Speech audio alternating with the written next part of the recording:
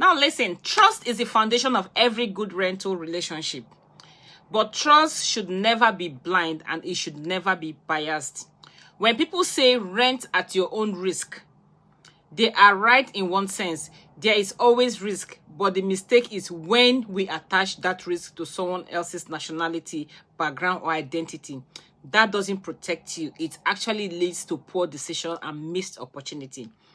I am talking here from experience as a landlord, here in the UK and in Nigeria, So I've got properties in Nigeria and I've got properties in the UK. So I am speaking from a landlord point of view.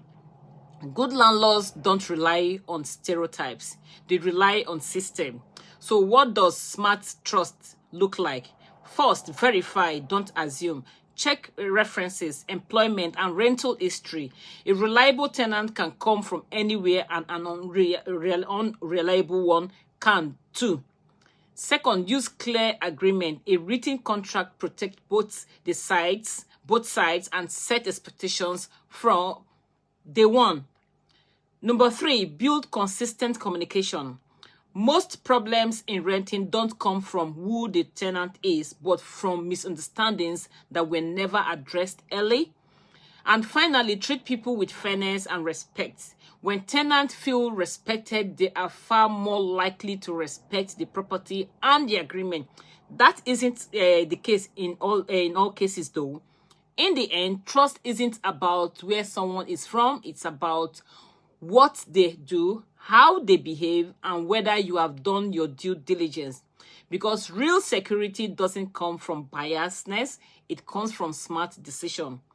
I have recently, one of my tenants in Port Harcourt recently moved out of the property, in one of my properties in Port Harcourt, and he left the house dilapidated.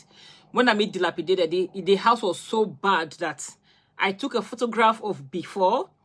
Then currently they are renovating the house. As at today, the 30th of April 2026, it moved out 2 weeks ago. As at today, I have spent 4.6 million in that project and it's still not completed. I hope to complete it next week, and then the week after I rent it out, because people are coming to for people that wants to rent it are coming. Why am I making this video? I'm making this video because people can be horrible. If you don't protect people's property properly, you can never succeed. There are certain people, you hurt them, God hurts you back, So this is someone that will give him the rent at a very cheap rate because of his situation at the time. But he lived in that property, messed up the entire property, destroyed everything, and so far I have spent 4.6 million.